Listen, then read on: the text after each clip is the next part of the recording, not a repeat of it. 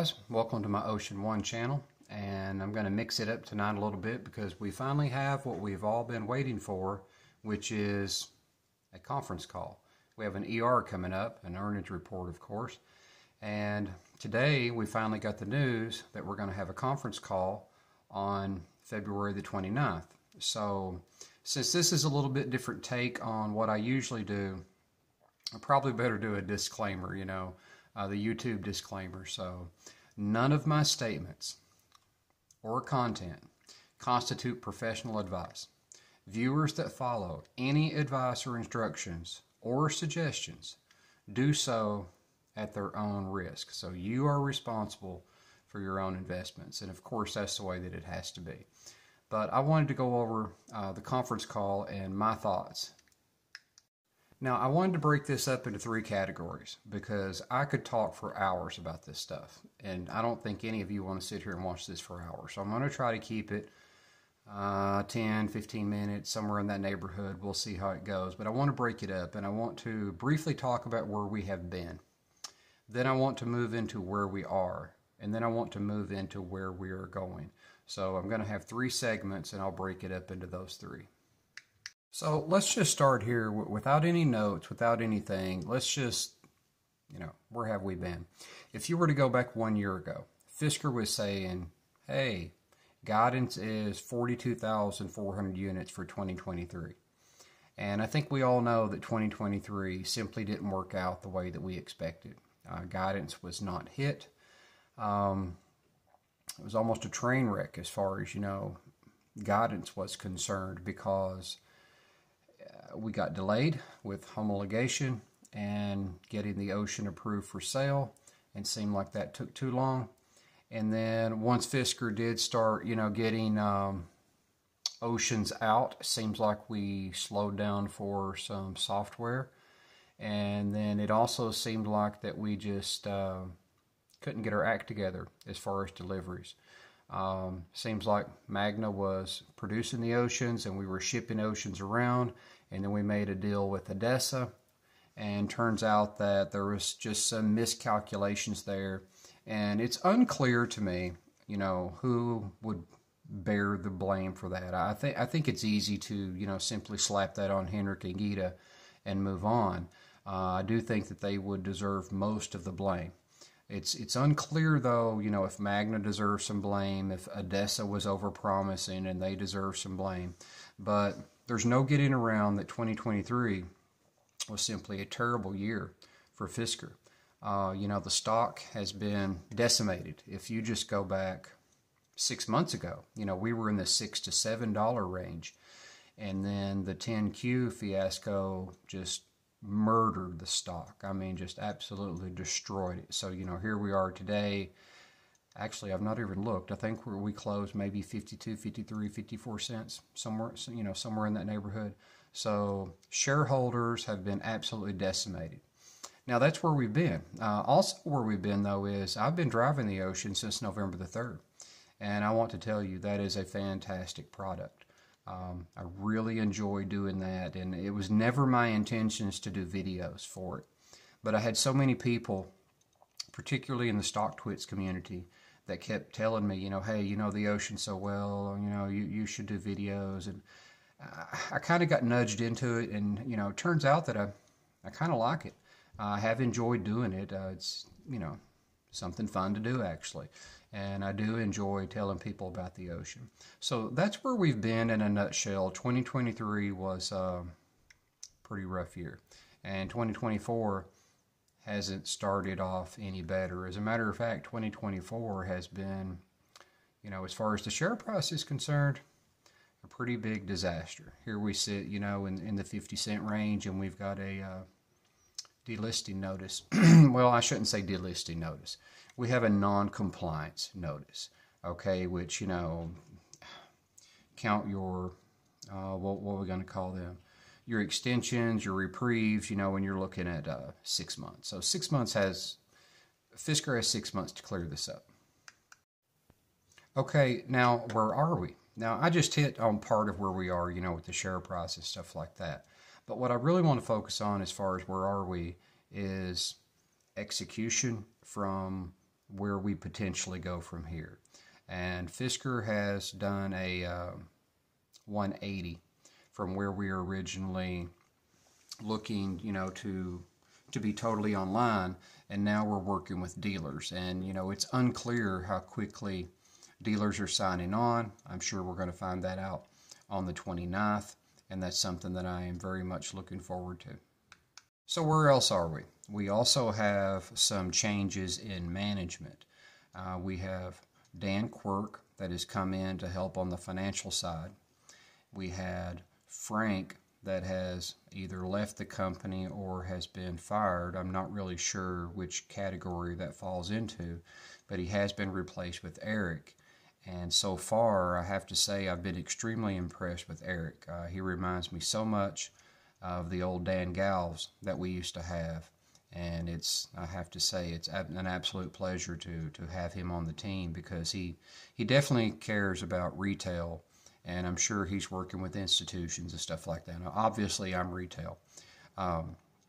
So very glad to see Eric join the team and be very active. And I have noticed, other than this quiet period that we've just entered, Fisker Relations has been extremely active, and I've noticed it being very different on Facebook, on Instagram, and the other platforms. You could go through and name them all, but I've noticed it being very different for that. So that has been a very good change. Now, one thing that came out today was in our press release when they announced the conference call, it looks like Geeta may no longer be the Chief Operating Officer. Now, that's something that I had been advocating very hard for, is because I just felt like, let me say it this way. I really admire Henrik, and I really admire Geeta. And I think that they have done a tremendous job putting this company together. But I also have recognized the strain that I see from Henrik. Henrik, to me, looks a little tired a lot of times, and I think he's just working too hard, and he's trying to do too much. Now that's outside looking in. I can't say that for sure. And then we've had so many missed targets. We've never hit our guidance very well, and that's why the stock has just been decimated.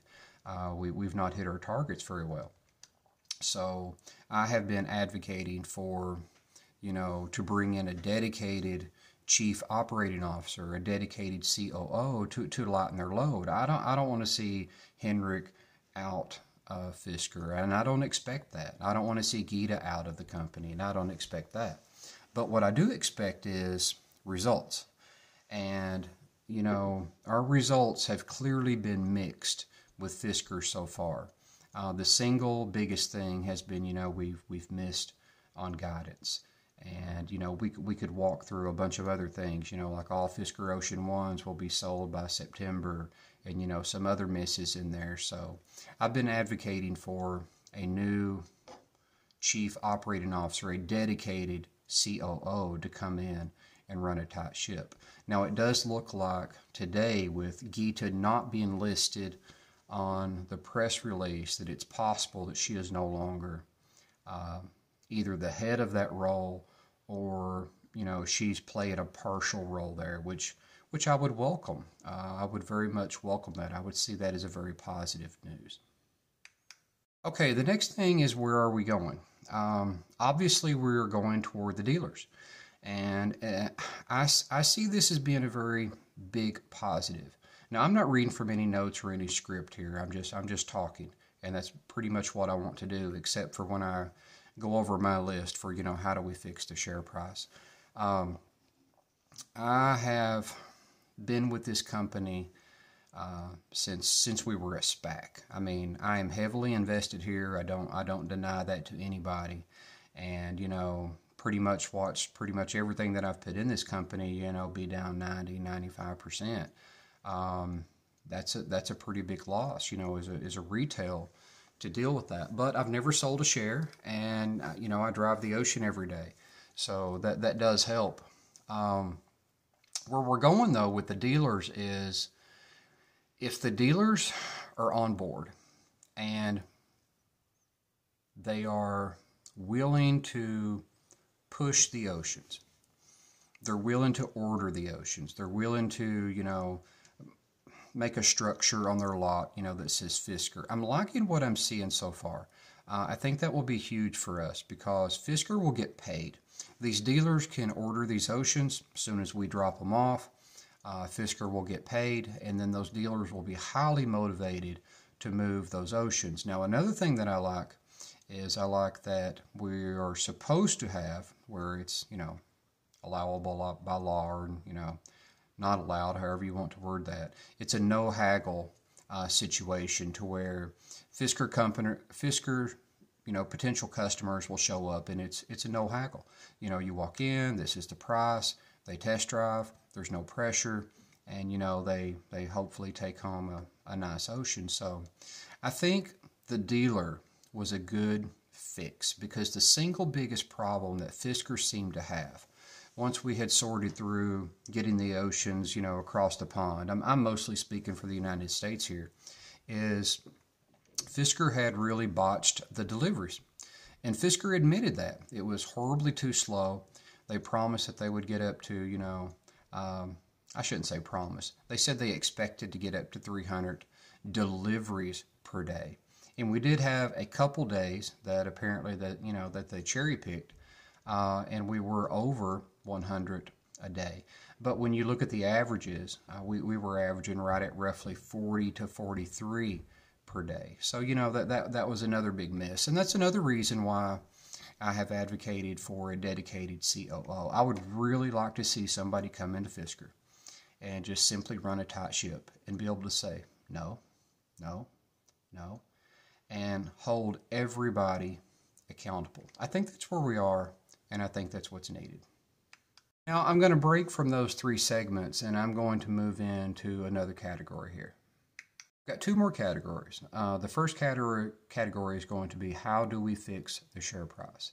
And then the last category is going to be what could be the potential surprises in the upcoming conference call. Now here I am going to be looking off the screen a little bit because I do have just a few notes for this part. This is something that I have thought quite a bit about, and you can't overwhelm people with suggestions. So for my first list here is, how do we fix the share price? First and foremost, that has to be through execution.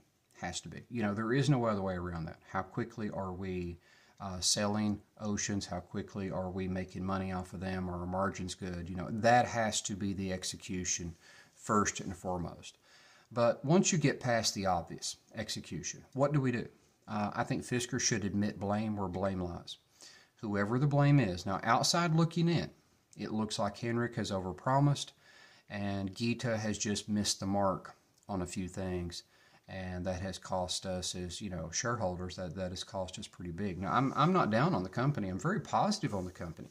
I love the things that we're seeing here recently, with the changes in management and stuff like that. But you have to admit blame. You have to own it and move on. The next thing that I want to bring up is I had a note here, you shuffle positions or you bring in a dedicated COO to run a tight ship. Now, it turns out that is most likely something that has happened today or is in the process of happening. We'll have to get an official announcement from Fisker just to make sure that is true or not true. But right now, I'm leaning toward that is probably a true statement. We have to fix communication in Fisker. I got my ocean on November the 3rd. I still don't have a regular license plate. I turned in the paperwork, and then, just a couple weeks ago, I got the paperwork again saying, we need this done again. And so I took it to the clerk's office, I FedExed it, and I have checked on it, and they're telling me right now that the paperwork looks good, they're getting it notarized, and they're going to send it into the Kentucky State Department. So, hopefully in a couple weeks from now, I actually have a regular plate. The communication inside of Fisker has got to be better. Some people have been calling to, try to get an issue fixed, and I've seen them online. I've seen them on Stock-Twits. They've been on hold, for 45 minutes or an hour and a half. And I find that level of weight unacceptable. So the right hand needs to know what the left hand is doing, and we need to fix communication. Next suggestion I have is everyone's held accountable. Everybody. From Henrik to Gita to everybody in the C-suite to the board. Now we're talking about the Fisker board here, the board of directors. Everybody needs to be held accountable. If they don't perform, if we're not getting out of them what Fisker needs out of them, they get canned, and we get somebody else in that will do the job that they should have been doing and do it appropriately. The other thing that I would like to see done is our marketing. To me, it's unclear who is in charge of marketing.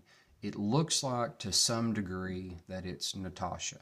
I'm not 100% sure if she is in charge of marketing. I would like to see marketing done very differently. You can only show so many pictures of an ocean, a red ocean, a blue ocean, a white ocean.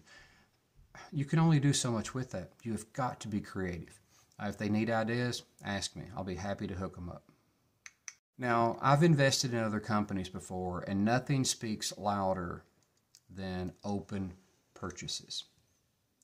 We haven't seen any open purchases from the board of directors since Fisker was roughly $19 to $20 a share.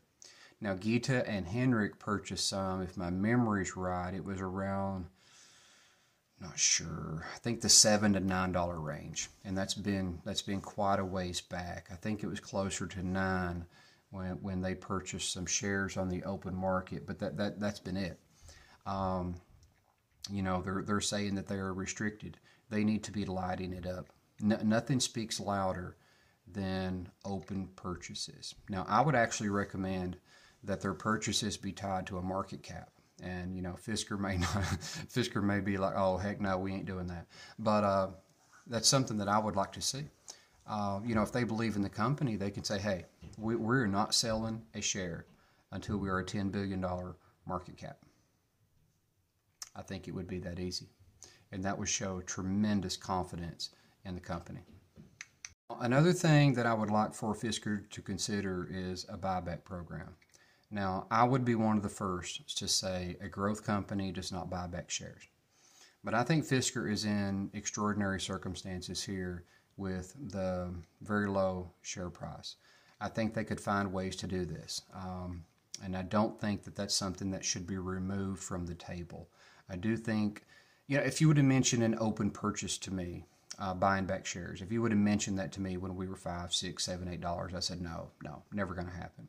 But, here we are at 50 cents, we're at $1, and, we just got I shouldn't say delisting notice. We got an out of compliance notice. So Fisker should definitely be considering other options. I have seen other companies do it with great success, and just the threat of having, a buyback program, because they never know when they're going to use it. They just set money aside and say, we're going to use $20 million for this or $40 million for that. Or, if it's a bigger company, $200 million, $500 million, I know Fisker can't do that, but Fisker could probably do $50 million. We're probably going to get $50 million just from the VAT from Europe, so we could be creative. Henrik and Gita could borrow money against their shares. The board, we have very wealthy people on the board. Bill McDermott, he could probably buy the whole free float by himself. We have some very wealthy people on the board. So Fisker just needs to be very creative on what their options are. And I do think that a buyback program is a viable option here for Fisker, even though we are a growth company, because the share price is so low. You could take $100 million and remove, 100 million shares. Well, let me rephrase that. At today's prices, you could take $100 million and remove 200 million shares. I have two more things on this, and one is we fight the shorts, and you fight the shorts through execution. That's first and foremost. But then you do the other things to protect the share price. Now, one thing that I have been advocating for, that I don't know if Fisker will ever be open to it or not. Honestly, I have been advocating for quarterly guidance, not yearly guidance, quarterly guidance. You just drop the yearly guidance, just drop it. We're in a transition phase anyway, and that would cause Fisker to Really be laser focused. I mean, super sharp focused on the quarter, not the year. And, if you look back at 2023, where would we have been if we were just giving quarterly guidance and not have given that yearly guidance? I think it would be a brilliant move at the next upcoming conference call to say, hey, we're going to laser focus quarter after quarter after quarter, and we're going to take it one quarter at a time. Okay, so let's go into our final segment here, and I hope nobody is watching this video and thinking that I'm actually bearish on the company. I'm not. I never have been. Now, in retrospect, maybe I should have been bearish on the company. We've not executed very well, but I drive the product. I know how good it is. And one thing that makes me sleep well at night is I don't think anybody, bar none, bar any investor, wants Fisker to do well more than Gita and Henrik. So I sleep well knowing that. However, change is going to have to be made. Now, one thing that I see is the growth. And if you go back to Q1, we had no deliveries, none. I was terribly disappointed in that. You go to Q2, we had 11 deliveries. I was like, oh my gosh, that is horrible. But we had that homologation, and it just took too long. Who to blame? I'm not sure, but it is what it is. Now, Q3, I'm going to look at my numbers here, we had 1,097 deliveries, and we had $71.8 million in revenue. So that was a first. Okay, all right, we're getting some traction here. Where does Q4 come in? We have pretty good numbers to work with Q4. I'm coming up with 3,792 deliveries. Will that be exactly right? I'm not 100% sure, but I think that's going to be very close.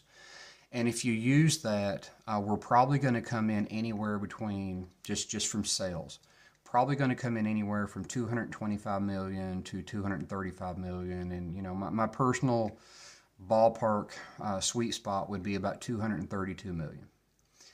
So we have a pretty good idea of our growth and our growth rate. So our growth rate from Q1, we had no deliveries. So Q2, we only had 11. So Q3, we smashed our growth rate from Q2. And then in Q4, we demolished our growth rate from Q3. So as long as our demand is there, Fisker can recover. There's no reason why Fisker can't recover at all. As long as we are selling oceans, delivering oceans, and we don't have any, unexpected, horrible, recalls or, just something that would devastate the company.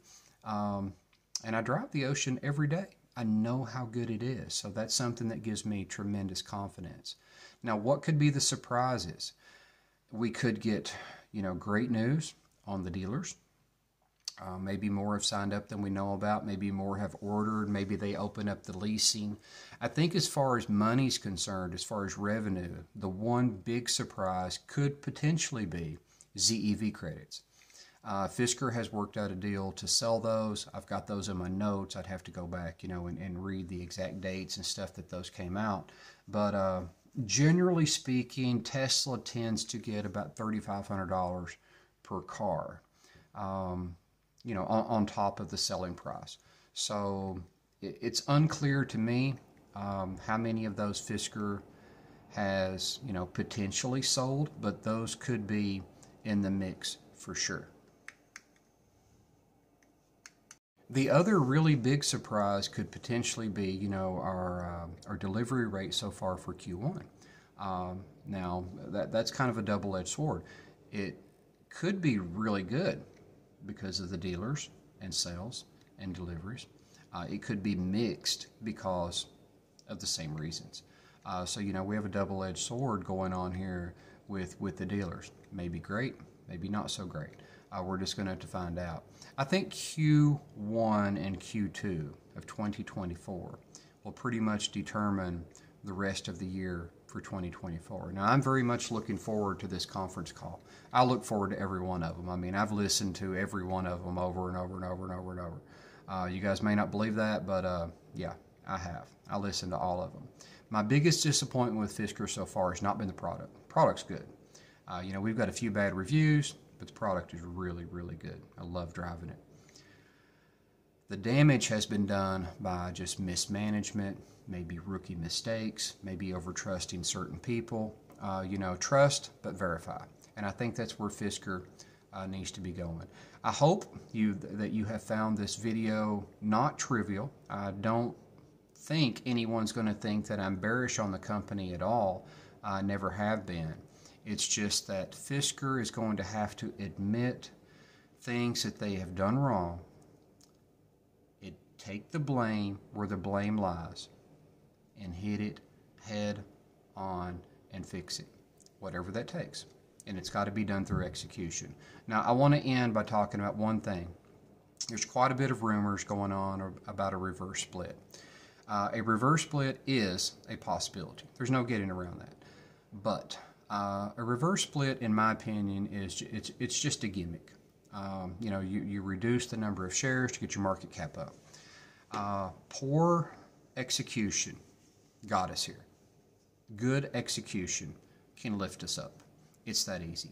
I would be very disappointed to see Fisker do a reverse split. Now, for those of you that may not know, Fisker has a lot of time to fix this. We have basically 180 days to fix this because that's just the way that it works. So, if we can't fix our share price in 180 days, then, by all means, we're pretty much going to be forced to do a reverse split. But I don't see that happening at all. It's either do that or go to the pink slips. I see Fisker as a giant in the making. They have such a good product. They just have to get their act together and come together as a team. And everybody at Fisker, and I mean everybody, is laser focused on executing and getting the price up and getting the product out and fixing customer service. All right, guys, hope you found this helpful. I might do just a tiny bit of editing, but I think I feel pretty good about what I put on here. And if you found this helpful, please subscribe. I don't know how much of these I will do in the future. I'm not terribly excited about doing these types of videos because you have to be very honest with yourself and with the audience. And I'm always honest, but at this level, it kind of hurts being a Fisker investor right now. And I look forward to Henrik and the team redeeming the situation. And thanks a lot. And until next time.